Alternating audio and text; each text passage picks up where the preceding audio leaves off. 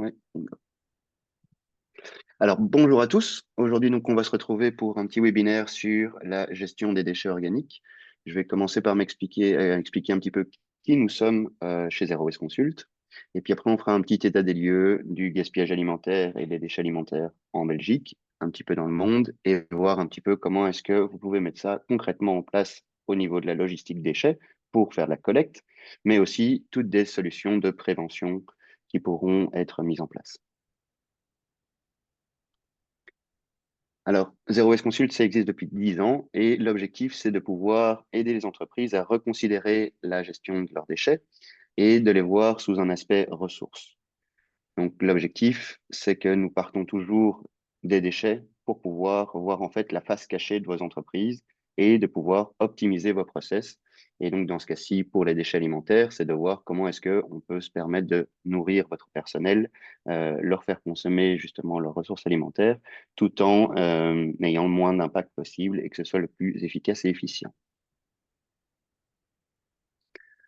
Alors, trois raisons qui nous ont poussé justement à se concentrer sur cet aspect gestion des déchets pour pouvoir proposer nos services. C'est parce que les déchets ont des impacts en amont et en aval, que d'une manière ou d'une autre, on part sur un modèle de ressources qui sont limitées avec des besoins qui sont illimités. Et donc, d'une manière ou d'une autre, on va devoir faire attention de plus en plus à comment est-ce qu'on consomme nos ressources. C'est fini un petit peu cette période de consommation de ressources abondantes où on pouvait faire tout, où on ne payait pas le vrai prix des ressources. On voit au fur et à mesure que les différents événements nous amènent à devoir reconsidérer notre manière de consommer. Et partir des déchets, c'est partir de quelque chose de factuel, quelque chose de visible sur lequel justement on peut avancer en amont. Alors, au niveau de la gestion des déchets et du gaspillage alimentaire, il faut savoir qu'en général, dans le monde, il y a 30% des déchets alimentaires qui sont jetés du moment où ils sont produits au moment où ils sont consommés. En Belgique, ça représente 3,6 millions de tonnes. On n'a pas de chiffres précis pour la Belgique, mais on peut dire qu'au niveau européen, chaque Européen a une consommation en moyenne de 72 kilos de déchets alimentaires gaspillés par an. Et pour ceux qui sont intéressés pour justement l'aspect environnemental et donc tout ce qui est bilan carbone, reporting, etc., il faut savoir que le gaspillage alimentaire, ça représente 8 à 10% des émissions mondiales qu'on a dans le monde. Et donc, d'une manière ou d'une autre, ça a un gros impact sur lequel vous pouvez jouer en diminuant vos déchets alimentaires et en les collectant pour pouvoir faire du tri sélectif et en les recyclant. Sur base d'expérience, de retour de plus de 1000 entreprises, on a pu remarquer qu'on pouvait diminuer de 30 à 50% l'impact carbone qui était lié au gaspillage alimentaire dans le catering grâce à la mise en place de bonnes pratiques. Et donc, vous verrez justement au travers de ce webinaire différentes solutions qui seront proposées par rapport à ça. En termes d'impact, nous, on a une vue systémique dans la manière d'approcher justement les déchets, c'est-à-dire qu'on ne se concentre pas uniquement sur l'impact des déchets, mais chaque déchet était une ressource à la base qui a occasionné, qui a demandé des ressources pour être créées, qui a consommé de l'énergie pour être créée, et donc on a une vue globale par rapport à ça. Donc, il faut savoir qu'effectivement, quand on vous parle de 30% des déchets alimentaires qui sont jetés, gaspillés de leur production à leur consommation finale, eh bien, toute cette consommation et ce gaspillage a des impacts sur notre sol en termes de perte de biodiversité. On diminue la qualité des sols et donc d'une manière ou d'une autre, les sols sont de moins en moins rentables et donc on arrive avec des problématiques où on a les problématiques des pesticides, mais aussi des engrais qui viennent contaminer d'autres ressources derrière, comme l'eau par exemple. On a des problèmes de déforestation. Il faut savoir que 80% de la déforestation mondiale est liée à l'agriculture. Et donc, de plus en plus, on est occupé de toucher à nos ressources et à l'équilibre de la Terre pour pouvoir nous permettre de nous nourrir, d'où cette grosse importance de pouvoir travailler sur ces 30% de gaspillage alimentaire. Mais aussi une discrimination sociale, puisque au fur et à mesure, les denrées alimentaires coûtent de plus en plus cher, que ce soit lié à des facteurs externes comme le changement climatique ou des facteurs internes où, par définition, en fait, les gens sont de plus en plus sélectifs par rapport à ce qu'ils vont manger, mais ça occasionne énormément de gaspillage, que ce soit à l'achat, en consommation ou à la fin en surplus, sans parler. Et ça a aussi des impacts en aval, c'est-à-dire qu'il y a des impacts individuels et collectifs. Donc, au niveau de votre entreprise, par exemple, ça a des impacts économiques. Pourquoi? Parce que c'est le déchet qui est le plus lourd et le plus représentatif. Et donc, d'une manière ou d'une autre, s'il n'est pas trié dans une filière adéquate, ben, il vient augmenter votre charge de déchets résiduels, qui est un coût qui n'arrête pas d'augmenter pour le moment, puisqu'il y a une politique européenne qui vise à pouvoir pousser de plus en plus dans les entreprises, mais aussi les particuliers à trier, mais aussi en termes de gestion par rapport à ces nuisances, puisque c'est le principal déchet qui peut émettre des odeurs, qui peut couler, qui peut avoir des nuisances type des mouches et des choses comme ça. Et donc, c'est des choses sur lesquelles vous devez avoir une certaine réactivité que vous ne pouvez pas laisser, façon de parler, comme les déchets papier-carton, par exemple, qui, eux, ne produisent pas de nuisances d'une manière ou d'une autre, donc vous pourriez le collecter plus largement, que ce soit au niveau de vos poubelles en interne ou dans vos containers à l'extérieur, mais aussi des impacts environnementaux. Et là, ils sont un peu plus collectifs. Évidemment, les déchets alimentaires, s'ils sont non triés, vont générer des pollutions des sols. Ça produit aussi des gaz à effet de serre. Et on le voit dans les pays où justement il n'y a pas du tout de gestion par rapport à ça, ben c'est là où on avait des maladies humaines qui arrivent.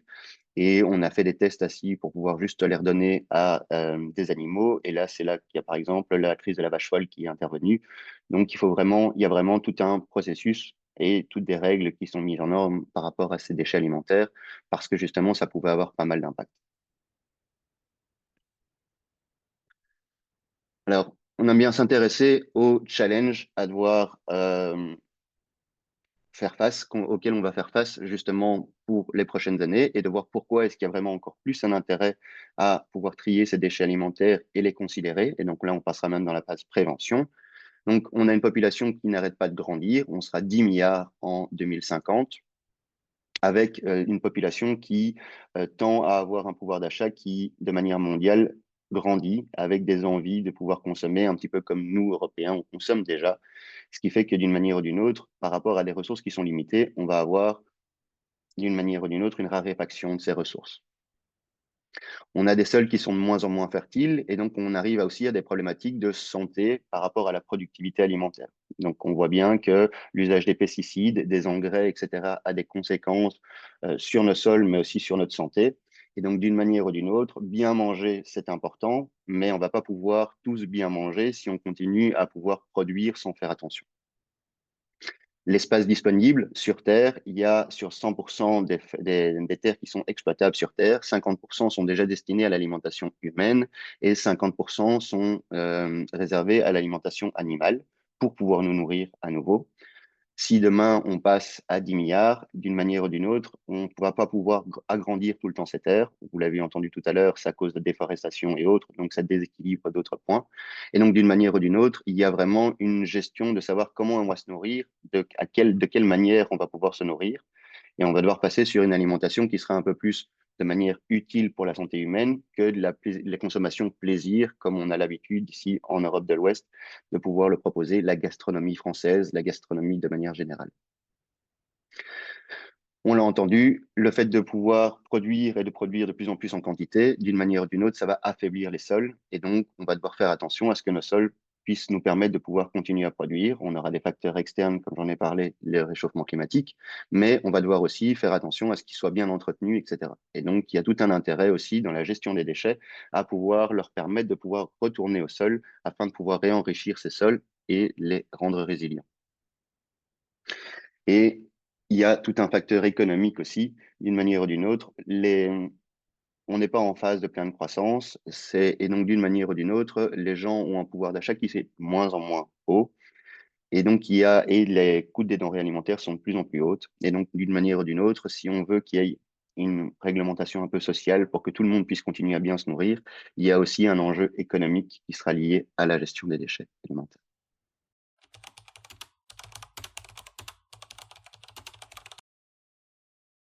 L'idée, c'était de pouvoir voir un petit peu ce qui était mis en place. Et donc, on va parler justement de la logistique des déchets alimentaires.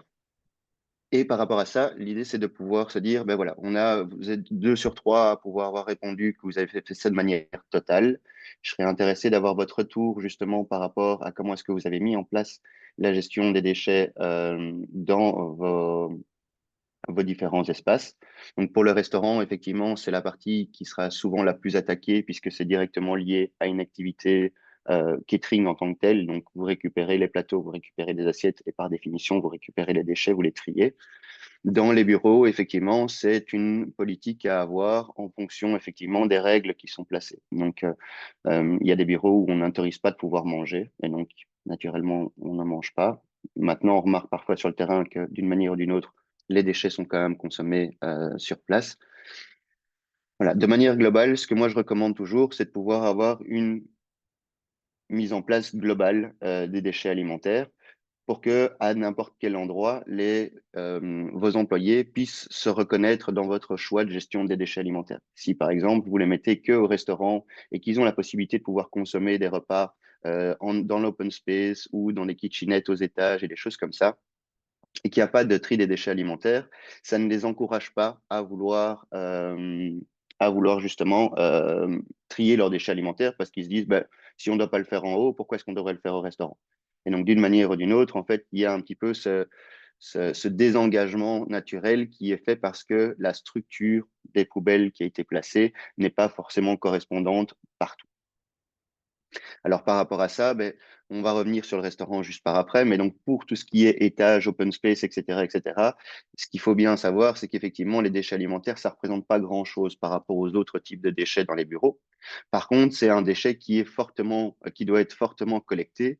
Pourquoi? Parce qu'effectivement, c'est celui qui peut enfin, qui peut occasionner des nuisances, qui peut occasionner justement, enfin voilà, qui peut occasionner principalement des nuisances en termes d'odeur, en termes de petites mouchettes, etc.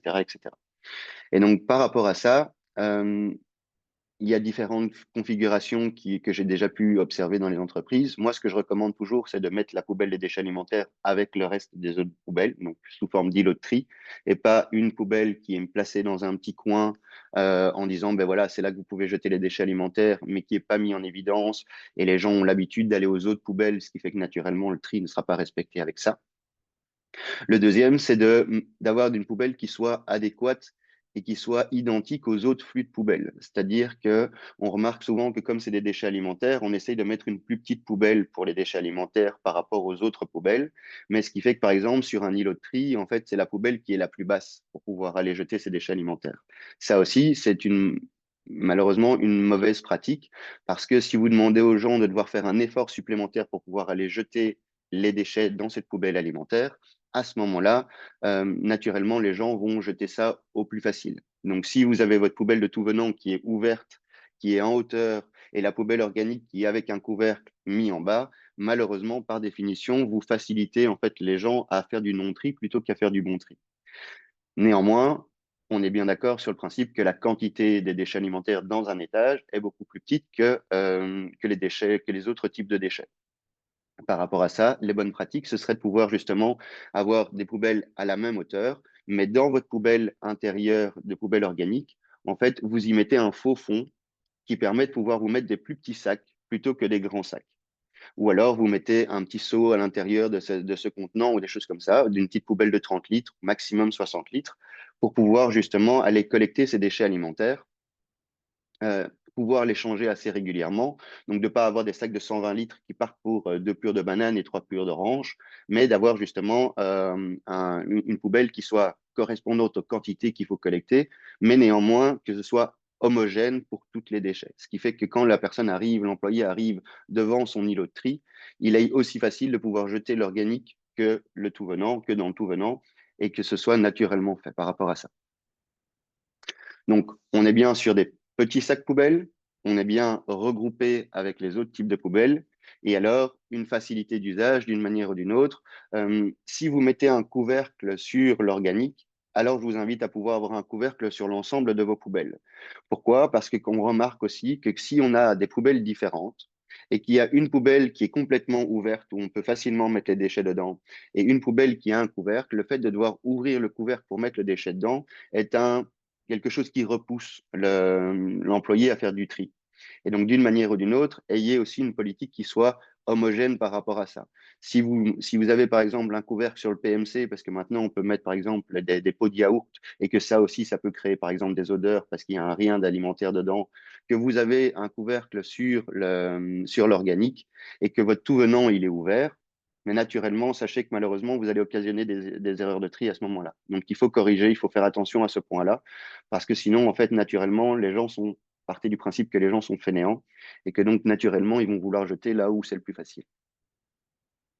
Alors, au moment où vous mettez en place la collecte des déchets alimentaires, ce qu'il faut vous dire aussi, c'est que par définition, si vous avez déjà le PMC, si vous avez déjà le papier et que vous mettez en place la collecte des déchets alimentaires, en fait, votre flux tout venant ne doit plus être aussi fort enfin, ne doit plus être collecté de manière aussi forte que ce qu'il était par avant.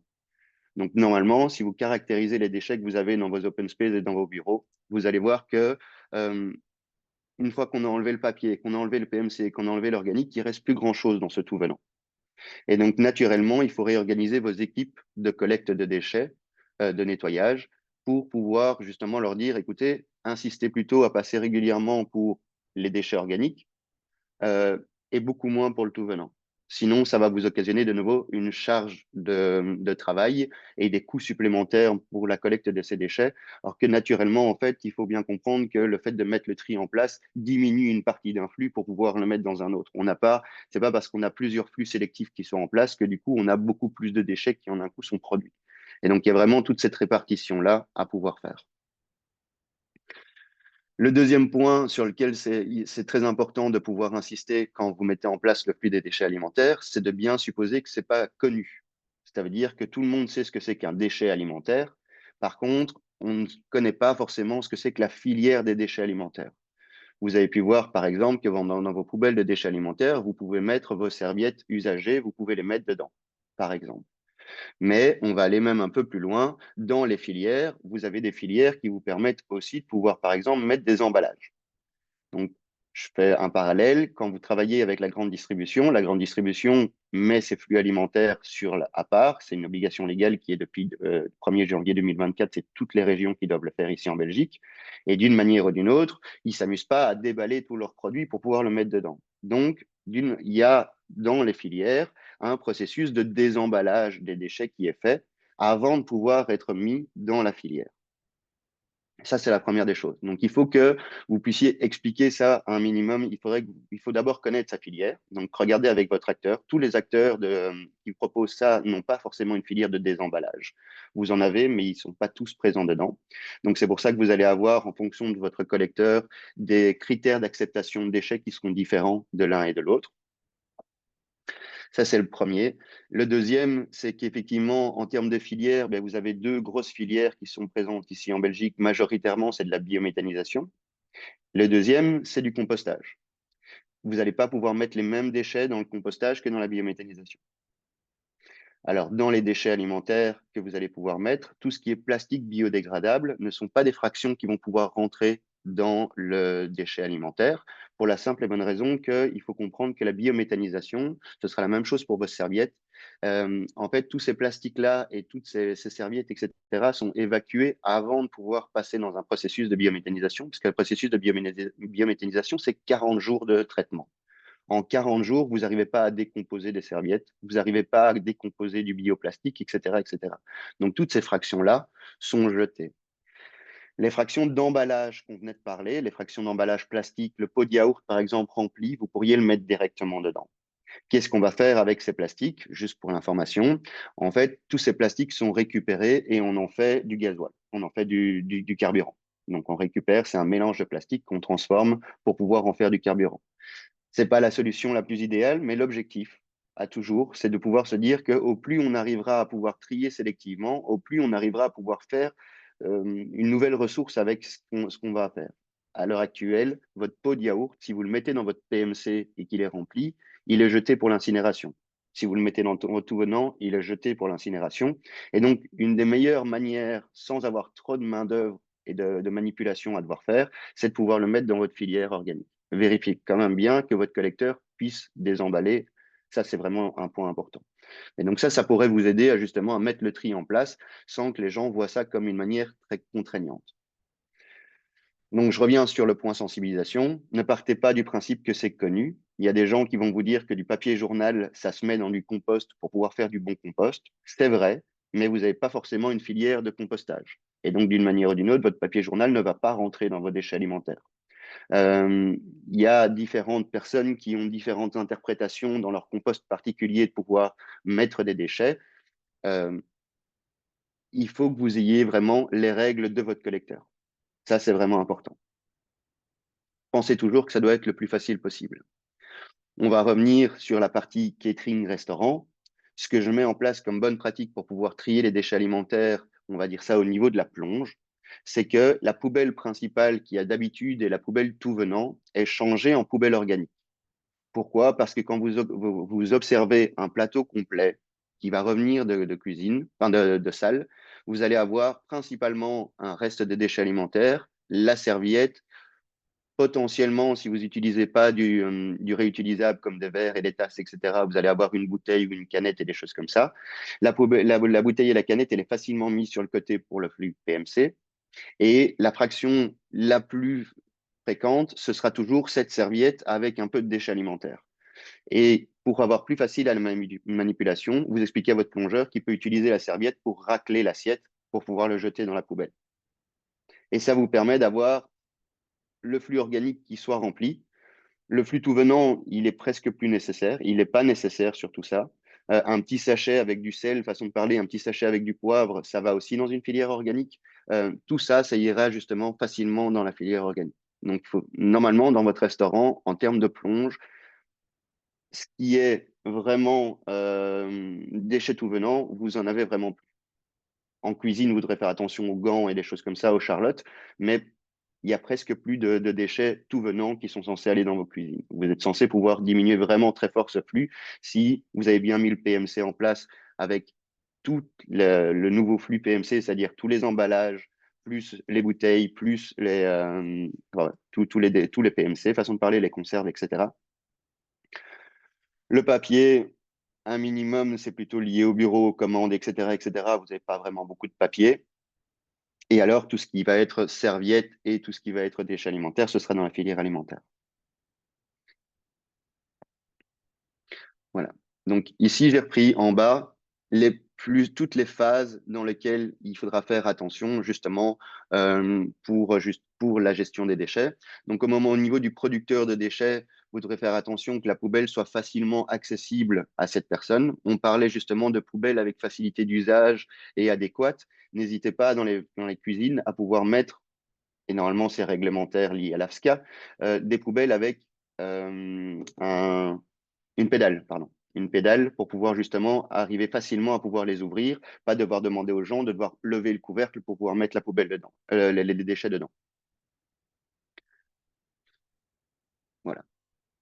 Regardez ce que je mets en place dans les cuisines aussi. En général, c'est des cuisines, des poubelles qui sont peut-être plus portables pour pouvoir justement les tirer près des lieux de production afin d'avoir plus facile à pouvoir jeter les déchets alimentaires. Sinon, ça se transforme dans un bac et ça va aller se reverser dans la poubelle.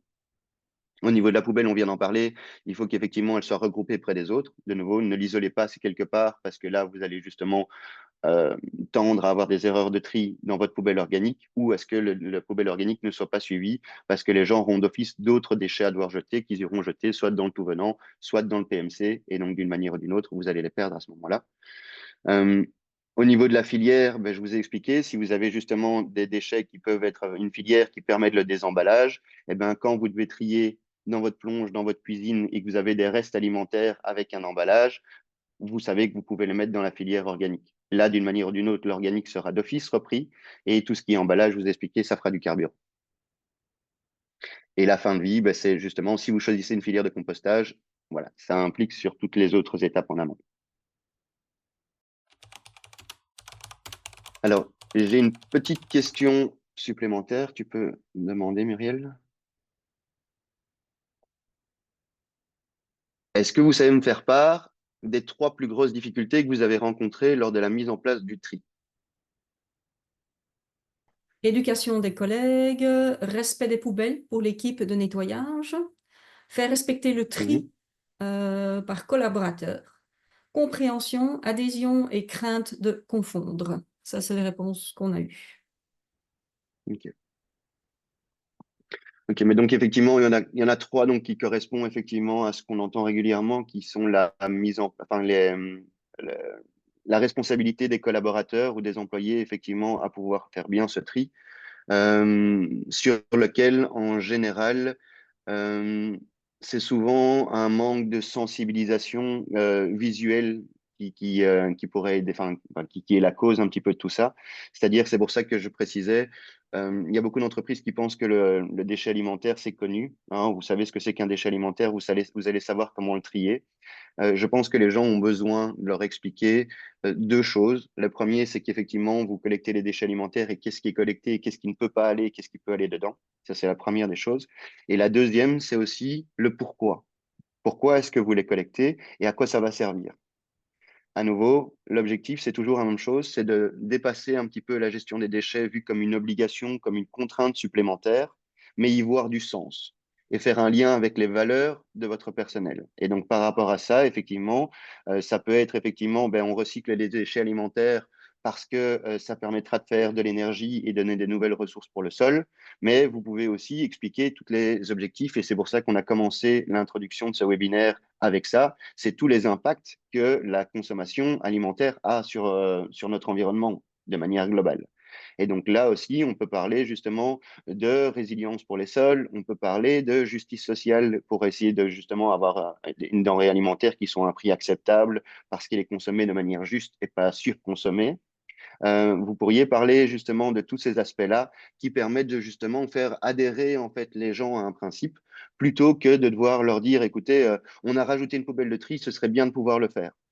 Il y a les deux choses pour lesquelles ça ne fonctionne pas, c'est une obligation et ne pas trier, ça coûte cher. Les employés, d'une manière ou d'une autre, en fait, n'ont pas forcément un respect pour l'entreprise pour lui dire, ah, je vais faire attention à ce qu'elle fasse des économies. Donc ça ne fonctionne pas vraiment. Ni le fait qu'effectivement c'est une obligation. Ils vont vous dire que malheureusement, ils ont déjà plein de choses à devoir faire, ils ont déjà plein de contraintes et que donc à un certain moment, ils ne vont pas le faire. Naturellement, en plus, les gens ne le font peut-être pas forcément chez eux. Et donc, s'ils ne le font pas chez eux, ben, d'une manière ou d'une autre, ils ne voient pas pourquoi ils le feraient en entreprise. Et c'est là où toute votre sensibilisation a du sens, parce que ça fait dépasser un petit peu le cadre individuel, voire lié à l'entreprise, mais plutôt dans un cadre global. Et là, par contre, effectivement, on remarque quand même qu'il y a beaucoup plus de personnes qui sont sensibles, que ce soit à des thématiques environnementales, climatiques, etc., etc., ou de pauvreté et autres. Donc, il y a vraiment tout cet enjeu un petit peu qui doit être là. Et le quatrième point, c'était quoi? Il y avait trois sur le personnel. Muriel, tu as encore les résultats? Oui, attends, hein, donc éducation aux collègues, respect des poubelles par Mhm. l'équipe de nettoyage, faire respecter le tri par collaborateurs, compréhension, adhésion et crainte de confondre. C'est ça. Et donc, après, effectivement, pour tout ce qui est suivi des collaborateurs de nettoyage, là aussi, on a souvent tendance, et vous avez la même chose avec les collaborateurs en catering, donc des collaborateurs qui vont faire les cuisines, qui vont faire la cuisine aussi, de se dire, ben, comme c'est des professionnels de leur secteur, de leur activité, d'une manière ou d'une autre, ils savent. Il faut savoir que ça, si c'est complètement faux. Donc, d'une manière ou d'une autre, il n'y a pas forcément toute une sensibilisation qui est faite aux équipes de nettoyage. Et donc là, plusieurs choses. Un, les informer. La deuxième chose, c'est vérifier que la logistique qu'ils ont en place est adéquate par rapport au flux de déchets. On va vous donner des exemples. Par exemple, dans les déchets alimentaires, si vous n'avez rien prévu par rapport aux liquides et des choses comme ça, souvent, ben, c'est une poubelle dans laquelle vous pourriez retrouver des liquides. Et si les gens qui doivent les collecter remarquent qu'à chaque fois il y a du liquide, à chaque fois ça coule, à chaque fois ça leur occasionne du travail, à défaut de vous faire payer plus cher le fait de devoir collecter ce flux-là parce qu'il y a ce travail-là derrière, eh bien, en fait, ils vont avoir tendance à le regrouper dans un autre sac en se disant, ben voilà, ce sera plus facile de pouvoir le faire. La deuxième des choses, c'est qu'ils vont vous dire, ben, s'il y a beaucoup d'erreurs de tri, alors du coup, je le remets dans mon sac tout venant aussi, parce qu'en fait, il y a beaucoup d'erreurs de tri.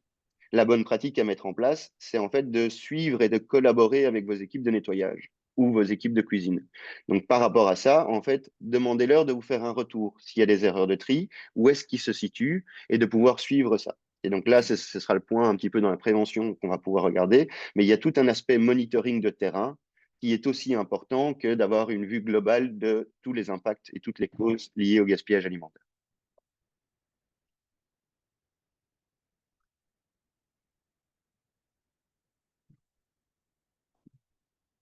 Alors, on va pouvoir faire encore une petite question, Muriel, avant de passer sur la prévention.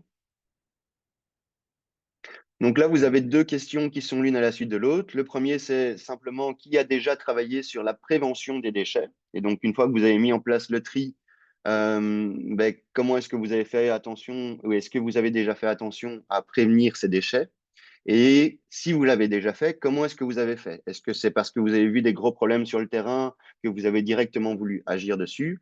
Parce que vous avez monitoré certains indicateurs spécifiques ou peut-être liés à une autre pression, peut-être des initiatives via votre sous-traitant en catering, par exemple, ou sous-traitant en nettoyage qui vous a fait des retours. Voilà. On a l'air d'avoir eu les trois justifications. Il y a une justification Oui, pour un non, il y a deux justifications pour un oui. Je pense que mm, j'ai les réponses. voilà. Et le détail, c'est des campagnes de sensibilisation, pas de KPI spécifiques, communication interne, demander aux traiteurs de n'utiliser que des emballages recyclables. Et je n'ai pas géré cela. Donc, il y a une personne qui ne l'a pas géré. C'était un délégué. Ok. Voilà. Ok. Donc effectivement, sur les emballages, là, les emballages recyclables, c'est toute une thématique aussi sur laquelle on peut en parler de petites minutes, effectivement. Mais donc, en emballage, le problème que vous allez avoir sur les emballages, c'est que euh, le meilleur des emballages, malheureusement, ce sera un emballage plastique parce que là, on a une filière. Mais tout ce qui est emballage en carton, potentiellement, en fait, parce que c'est du carton réutilisable, enfin recyclable, malheureusement, ils ont toujours une fine couche de plastique à l'intérieur et ils sont souillés. Et donc, par rapport à la filière des papiers cartons, en général, c'est pas du tout, malheureusement, une pratique qui permet de pouvoir recycler. Donc, effectivement, à la vue des employés, on n'utilise pas de plastique et donc ça résout une philosophie no plastique. Ça, c'est effectivement vrai. Mais en termes de filière de recyclage, en fait, le recyclage du plastique en type emballage, etc., et donc des bols en plastique et autres, ça, c'est faisable. Tout ce qui est papier carton, tout ce qui est bambou, tout ce qui est fibres en sucre de canne, etc., etc., etc. Malheureusement, en fait, le processus de la biométhanisation, je vous ai dit, c'est en 40 jours. Et donc, malheureusement, c'est pas digérable à ce moment-là. Donc, ce sera plutôt sorti de la filière plutôt que rentré dans la filière. Tout ce qui est papier carton, malheureusement, ce sera du tout venant. Parce qu'on ne peut pas le faire rentrer dans une filière de papier carton parce que ça va polluer tous les autres papiers carton que vous allez pouvoir recycler. Donc là, vous n'allez pas avoir. Et donc, malheureusement, la bonne pratique, ce serait vraiment de se dire qu'il faudrait passer sur des modèles réutilisables pour tout ce qui est en tant qu'emballage. Donc là, il y a des bonnes pratiques qui ont déjà été mises par plusieurs acteurs du catering en place, hein, qui est soit un contenant réutilisable cautionné, sur lequel en fait il y a une caution qui est prise et sur laquelle vous récupérez votre caution, soit un service voilà, sur de la vaisselle classique en restaurant. À ce moment-là, il n'y a pas besoin de mettre un système de caution. Directement, vous passez sur un système où vous consommez et puis après, vous le réutilisez derrière.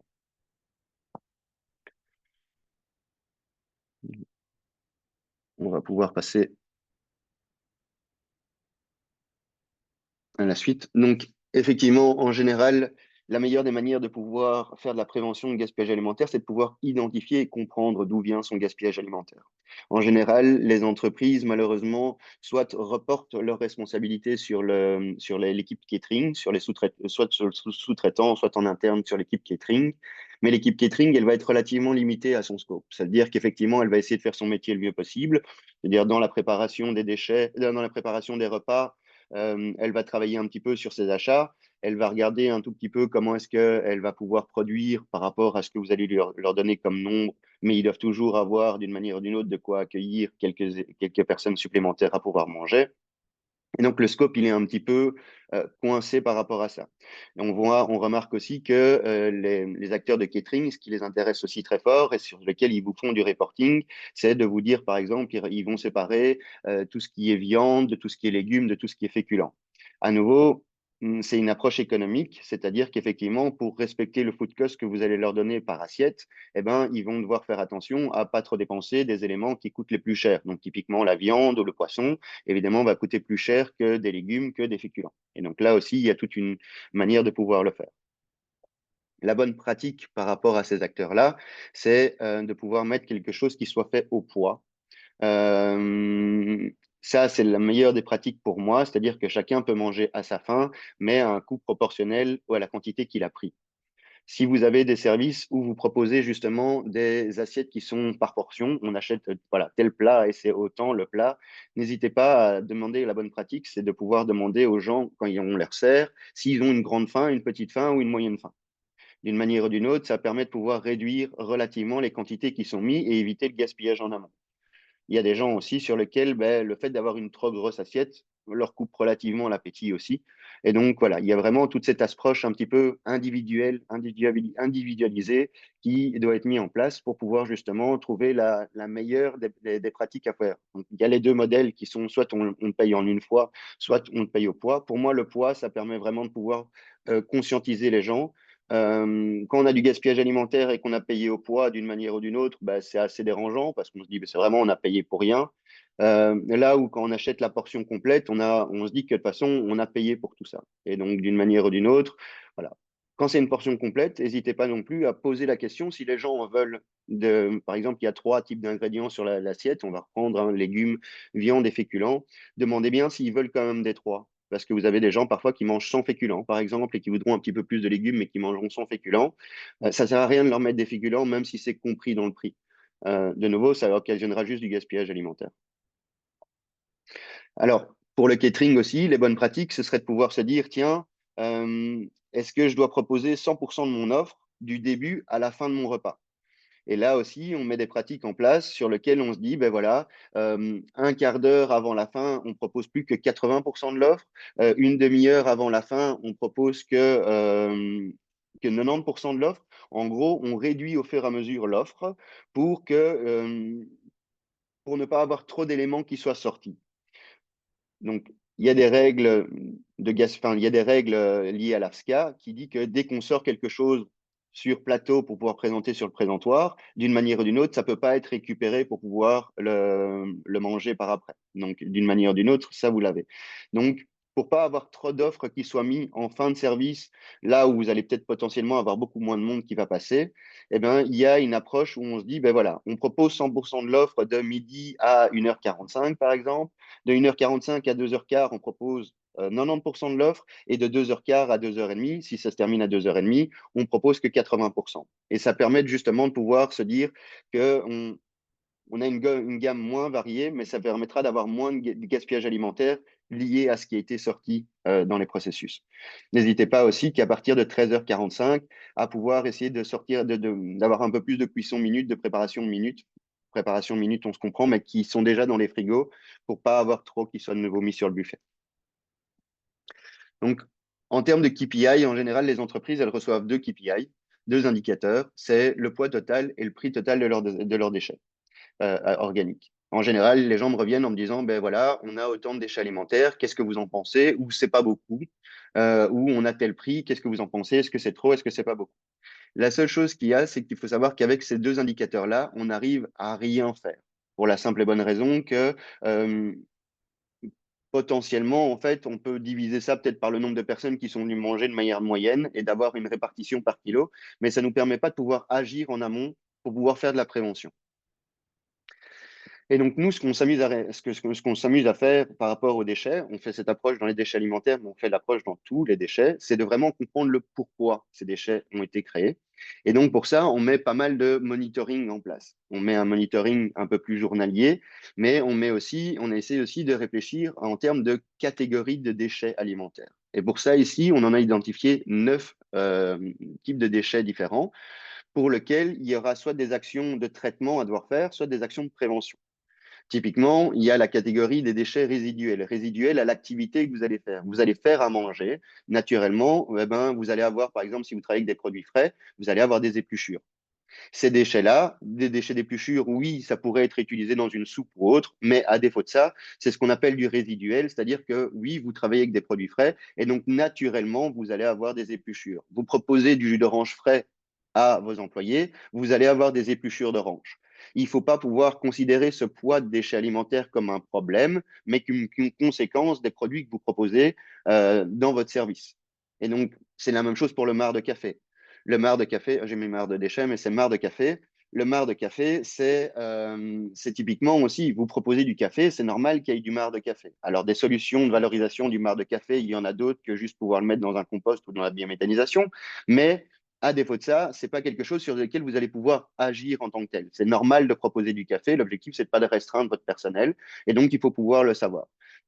Une fois que vous avez identifié ce type de déchets résiduels-là, eh ben, ces déchets-là, en fait, doivent être différents du poids total de vos déchets. Donc, c'est là où vous allez savoir s'il y a beaucoup de gaspillage alimentaire ou si vous avez juste des déchets alimentaires parce que vous avez beaucoup de monde sur votre site. Alors, il y a des déchets que j'ai appelés comme catégorie acceptés ou voulus. Donc, des déchets acceptés ou voulus, ben, j'ai souvent le retour de me dire, ben voilà, quand on fait des jeudis veggie, par exemple, quand on propose des plats végétariens, quand on propose des légumes anciens, etc., eh ben ça occasionne beaucoup de gaspillage alimentaire. Alors là, à nouveau, c'est ce que j'appelle une double préoccupation. La première, c'est effectivement limiter le gaspillage alimentaire. Le deuxième, c'est de pouvoir inculquer une culture du bien manger ou du manger sainement. Et donc, par rapport à ça, bien sûr que si vous proposez des frites, du fast-food à tout le monde tous les jours, d'une manière ou d'une autre, vous allez avoir moins de gaspillage alimentaire que si vous proposez du panais, etc., des choux de Bruxelles et autres en fonction des produits de saison. Mais vous avez un impact sur l'équilibre alimentaire que vous proposez. Et donc, par rapport à ça, eh ben, il y a une sensibilisation au bien manger qui doit être faite pour pouvoir justement limiter ce gaspillage alimentaire. Il y a des retours qui peuvent être faits par rapport à du monitoring en disant, ben voilà, effectivement, on sait que voilà, le jeudi, par exemple, c'est végétarien. On sait que normalement, l'OMS recommande des quantités alimentaires d'autant, mais on sait que par définition, les gens prennent des moins grosses portions peut-être ce jour-là. Et donc là aussi, vous pouvez essayer d'avoir un petit peu, d'ajuster un tout petit peu ces points-là, mais voilà, garder une proportion, une bonne proportion entre les légumes, les féculents et la viande et pas proposer 300 grammes d'entrecôte pour 50 grammes de légumes et 150 grammes de féculents, c'est une bonne pratique. Et donc, c'est ce que j'appelle un petit peu des déchets acceptés et voulus, c'est-à-dire que vous devez pouvoir l'individualiser en monitorant un petit peu les restes de déchets que vous allez avoir et le type d'assiette que vous avez servi, surtout si vous posez la question de savoir s'ils ont grandement faim, un petit peu faim ou moyennement faim. Mais à défaut de ça, il y a une volonté normalement de la part de l'entreprise de pouvoir nourrir de manière équilibrée son employé. Donc là aussi, ça doit pouvoir être mis à part dans votre analyse parce que c'est des déchets qu'on dit acceptés. Donc on va essayer de tendre à pouvoir les diminuer au travers de cette sensibilisation et autres, mais ça doit être accepté. On ne va pas arrêter de proposer des légumes sous prétexte que ça occasionne plus de déchets alimentaires. Alors, il y a tout ce qui est les déchets liés aux achats. Et donc, effectivement, donc là, ça dépend, mais effectivement, quand vous avez un sous-traitant en catering, en général, vous inquiétez pas, c'est relativement bien rodé. Si c'est vous qui faites de la cuisine en interne, parfois, ça l'est peut-être un petit peu moins. Donc, l'idée, c'est effectivement de pouvoir choisir d'acheter des quantités qui soient équivalentes à ce que vous allez servir. Et donc, de ne pas avoir trop de surplus de tout parce que le fournisseur ne propose que tel type de quantité et de se dire, ah ben, c'est pas grave, le reste, on peut le jeter. Voilà, ça c'est toute cette approche un petit peu par rapport à ça. La qualité des éléments, donc effectivement, il y a voilà, en fonction de la qualité du fournisseur que vous allez choisir, parfois vos fruits ou vos légumes arrivent trop mûrs, etc. Et donc naturellement, ça cause en fait du gaspillage rien qu'au moment où vous le réceptionnez. Les DLC aussi sont importantes. Alors, tout ce qui est effectivement lié au processus, donc vous avez de la production, vous avez de la transformation, vous avez de la consommation, et à toutes ces étapes, d'une manière ou d'une autre, vous pourriez avoir des déchets alimentaires qui sont faits. Et donc là, à ce moment-là, l'idée, c'est de pouvoir se dire, ben, à quel moment du processus complet, en fait, on a des déchets qui s'occasionnent et pourquoi est-ce qu'ils sont occasionnés. Alors, vous pourriez, par exemple, pour ceux qui emploient des robots coupes pour pouvoir couper les légumes, avoir un robot coupe qui soit mal ajusté. Et donc, par définition, avoir beaucoup de mauvaises coupes, façon de parler, et beaucoup de gaspillage. Vous pourriez avoir des équipes qui sont formées avec des équipes dans le catering qui soient des étudiants ou des choses comme ça, qui n'ont pas l'habitude des mêmes process et qui, par définition, consomment beaucoup, enfin, jettent beaucoup de matière par rapport à ce qu'ils doivent produire. Au niveau du service, on en a parlé. Effectivement, n'hésitez pas à demander au public auquel vous vous adressez de savoir comment ils ont faim, qu'est-ce qu'ils ont faim pour pouvoir justement ajuster un petit peu vos assiettes. Et alors, une des autres problématiques, justement, c'est si vous servez des portions, ben, c'est justement de se connaître un petit peu ces portions et pas de se dire c'est la même portion pour tout le monde qui doit être servie, parce que ça, par définition, on sait que tout le monde ne mange pas de la même manière. Alors, il y a des déchets qui sont liés aux procédures. Et donc, l'idée, c'est de pouvoir voir un petit peu, et c'est ça que j'essaie de représenter dans le petit schéma qui est derrière, c'est de se dire qu'en fait, à chaque étape, on doit pouvoir se dire, pouvoir donner une suite au cycle de vie qui est fait derrière. Et donc, par définition, quand vous faites vos menus, vous devez pouvoir penser que dans les menus, il va y avoir des restes alimentaires. Et ces restes alimentaires, qu'est-ce que vous allez déjà en faire? Alors, vous avez des pratiques qui sont relativement plutôt connues maintenant, utiliser le don alimentaire avec du Too Good To Go, leur donner au personnel avec une réduction, mais vous pourriez aussi le donner à des associations locales, type des frigos solidaires, etc., etc. On rentre en phase hivernale en plus. Toutes ces choses-là seraient bien accueillies d'une manière ou d'une autre. À défaut de ça, vous pourriez aussi vous dire, ben voilà, je sais que je propose tel et tel légume pour le plat du mardi, et ben le mercredi, en fait, une partie de ces légumes est réutilisée pour faire le potage. Et donc, à la place de pouvoir faire des menus un petit peu différents, ben, vous incluez par exemple le fameux potage du jour, où vous retravaillez les aliments pour pouvoir proposer autrement. Vous avez du riz, vous pourriez en faire des arancini, par exemple. Et donc, vous en faites une autre préparation, une autre manière de pouvoir le faire. Et donc, en gros, l'idée, c'est de se dire, ben, vous allez proposer un plat, vous savez que par définition, il y aura toujours un petit peu de surplus, etc., d'avoir déjà anticipé comment est-ce que vous allez le faire, mais de manière un petit peu procédurée et pas sur la bonne initiative des chefs. Quand vous demandez souvent aux chefs, ils ont toujours des bonnes idées, même pour récupérer du vieux pain, même pour récupérer pas mal de choses. Il y a vraiment pas mal de choses qui existent déjà, mais il faudrait essayer de le procédurer dans les méthodes de travail. Alors, vous avez les déchets réglementaires, j'en parlais. C'est évidemment le principe de la marche en avant et avec le principe de tout ce qui est sorti ne peut plus être repris. Et donc là aussi, travaillez vos présentoirs, travaillez vos stocks par rapport à justement à adapter ça par rapport aux heures, justement, ce qu'on disait tout à l'heure par rapport aux heures, à la quantité qui est sortie par rapport à ce qui devrait être potentiellement utilisé, etc., etc. Euh, on voit encore trop souvent, malheureusement, des gros plateaux complètement remplis qui sortent vers 14 heures, alors qu'on sait très bien qu'il restera peut-être une dizaine ou une vingtaine de personnes qui vont manger, mais pas suffisamment pour pouvoir prendre toute la portion derrière. Tout ça, malheureusement, ce sera jeté. Alors, tout ce qui est lié aux erreurs humaines, et donc là, vous avez ben, les erreurs de cuisson, etc., etc. Donc, toute cette problématique-là que vous allez avoir sur le côté. Tout ce qui est des problématiques liées à vos équipements, et donc d'avoir une bonne surveillance de votre chaîne du froid, de vos équipements, etc., ben, c'est évidemment une des choses essentielles qui vont éviter justement le gaspillage alimentaire. Et tout ce qui pourrait être lié aux absences d'équipements, parfois vous avez des déchets alimentaires ou malheureusement vous avez qui sont liés parce que vous ne savez pas conserver ça. Vous n'avez pas forcément les stocks, les frigos, etc., qui sont permis de le faire. Et donc, à un certain moment, il y a toute une anticipation de savoir, ben, tiens, si moi, je ne peux pas les récupérer parce que j'ai peut-être pas les équipements, j'ai peut-être pas ce qu'il faut, ben, d'une manière ou d'une autre, n'hésitez pas à travailler avec des acteurs externes, type Le Don, type Too Good To Go, etc., pour pouvoir y arriver.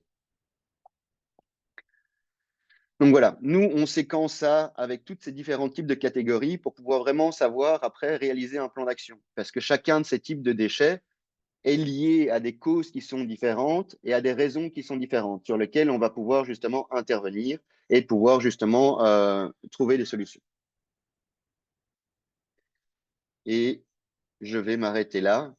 En conclusion, ce que je vous dirais donc effectivement, c'est on a mis trois éléments qui sont déterminants. La première, c'est tout ce qui est la logistique. Mettez des poubelles qui soient la plus facilement accessibles et adéquates par rapport à votre personnel, parce que partez du principe que les gens sont fainéants et que donc le plus facile sera toujours le mieux. Et donc là, d'une manière ou d'une autre, ne mettez pas une poubelle individuelle sélective sans une poubelle tout venant à côté, mais de l'autre côté aussi, regardez à ce qu'elle soit tout aussi accessible que la poubelle tout venant. Sinon, vous allez vous faire coincer. La connaissance des filières, et donc là, effectivement, c'est pour la qualité du tri. Donc, expliquez bien qu'est-ce qui peut aller dedans et qu'est-ce qui ne peut pas aller dedans, mais aussi inculquer à vos équipes pour tout ce qui est principalement en fait le catering, mais aussi pour le personnel, de pouvoir se dire, tiens, en fait, attention aux ressources, on va faire attention à ce qu'on consomme, et en termes de filière, pour éviter les erreurs de tri. Et alors, le monitoring, vous avez des monitorings, dépasser les simples monitorings de poids et de quantité totale et de prix total, mais aller voir dans le détail sur le terrain, par zone ou par type de processus, comment est-ce que vous allez le faire. C'est pour ça que je me suis permis de vous séquencer les différents types de déchets que nous, on reprend en général. Voilà. Ce que je vous propose de pouvoir faire, c'est peut-être un petit échange de questions-réponses, si vous voulez. Soit vous le faites, Muriel, tu réactives les Oui, micros c'est peut-être, fait. ou On peut alors par le réactiver. chat, comme C'est ils fait. veulent. Non, non, ils peuvent réactiver leur micro. Vous pouvez le faire soit en réactivant votre micro, c'est autorisé maintenant, ou soit via le chat. Oui, bonjour tout le monde, voilà, je prends la parole. Je voulais juste réagir sur un point que j'ai bien noté, à savoir la fin du service de réduire l'offre. Mhm. Je voudrais juste compléter quand même sur base de l'expérience, c'est qu'en fait, c'est la période la plus difficile à remplir avec des personnes qui viennent au restaurant, sachant que dans la grande majorité des entreprises, à midi, quand le restaurant s'ouvre, on est en surflux parce que tout le monde veut manger à cette heure-là. Et donc, la période de fin de service est une période sur laquelle on doit amener de l'attractivité, en fait. Et réduire l'offre, c'est le contraire.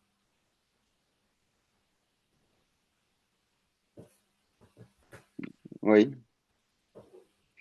oui, mais j'entends bien. Mais le problème qu'on va avoir, c'est que ça va occasionner, par définition, de devoir mettre trop d'offres par rapport à ce qui sera récupéré derrière. Donc, il y a toujours un petit peu ce jeu entre les deux. Je pense que c'est vraiment un peu un principe de culture, un principe de culture d'entreprise qui doit un petit peu être proposé derrière. Ce qu'on avait vu aussi avec le Covid, c'était de pouvoir un petit peu prévenir à l'avance, en fait, au moment des repas. Donc, on voyait justement quand les sites étaient régulièrement fermés, il y a quelques sites qui ont commencé à demander aux gens de s'inscrire un petit peu pour dire qu'ils allaient venir manger au restaurant afin de pouvoir ajuster les quantités derrière. Mais effectivement, j'entends bien. Oui, oui, mais donc, ce que moi je parle ici, c'est d'avoir de l'attractivité, hein. Donc peut-être que c'est pas nécessairement réduire l'offre, mais c'est peut-être arriver avec une offre plus attractive et moins génératrice de déchets. C'est peut-être plutôt comme ça qu'il faut essayer de voir les choses. Oui, C'était effectivement. c'était ça mon échange d'expérience, en fait. Le point. Mhm, ok. Je ne sais pas, je voudrais peut-être intervenir par rapport à cette question-là, parce que c'est vrai qu'on a eu ce même type de discussion il y a quelques jours. Euh, je pense aussi qu'il est de plus en plus important à conscientiser les gens aussi que l'offre un peu trop importante est quelque part pas toujours idéale non plus et qu'il faut effectivement s'adapter légèrement et accepter que bah, si on est plus tard, on a un peu moins d'offres et qu'on accepte de manger alors ce qu'il y a pour éviter de faire des déchets. Je pense que c'est la communication et essayer de faire comprendre le pourquoi de cette diminution d'offres qui pourra aider. Mhm. C'est une réelle culture à devoir faire évoluer, effectivement, où naturellement, en fait, on a tendance à vouloir mettre du catering le plus varié possible, etc., parce qu'effectivement, on veut séduire le personnel. Mais je pense que le personnel a besoin de savoir maintenant que ça a quand même des impacts qu'on ne faisait pas. Enfin, voilà, que c'est pas juste. Ben, voilà, qu'il y a, il y a une limite entre vous faire plaisir avec une offre variée et équilibrée et le fait d'occasionner beaucoup de gaspillage derrière pour pouvoir vous permettre d'avoir cette offre-là. Et effectivement, mais c'est les plus durs en général, c'est plutôt la direction à devoir faire changer avant le personnel. Le personnel, à la limite, quand on leur en parle, ils savent que ça, enfin, d'une manière ou d'une autre, ils trouveront quand même toujours quelque chose qu'ils vont aimer. On ne parle pas de réduire à 20%, hein, l'offre, on parle de réduire plutôt à 80%, donc il y aura quand même toujours des choses qu'ils vont aimer, mais c'est vraiment la direction qui a peur justement que le personnel réagisse mal et donc n'ose pas prendre ce type d'influence. Donc c'est là où justement c'est une décision un petit peu management au niveau du management qu'il faut pouvoir influer là-dessus. Par retour d'expérience, en tout cas.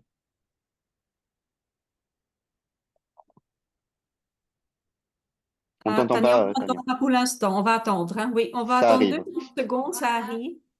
j'ai Voilà, un ça y est. Allez, j'ai un problème de micro. Pardon, quand je commence à parler, il ne prend pas directement. On Est-ce qu'il t'entend y a mieux maintenant. Oui. est-ce qu'il y a encore des questions?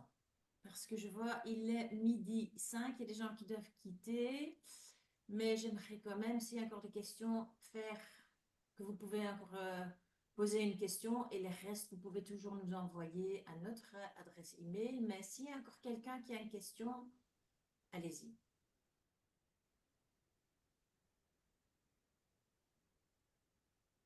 Silence total. Alors ça veut dire que plus personne a une question. Voilà, de toute façon, on peut partager la présentation. Et là, vous avez aussi les coordonnées de Sébastien. Si entre-temps, vous avez quand même des questions, ou après, vous avez quand même des questions, soit vous les posez directement à Sébastien, ou vous pouvez nous envoyer un petit mail à office@belfa.be et on fera le suivi avec Sébastien.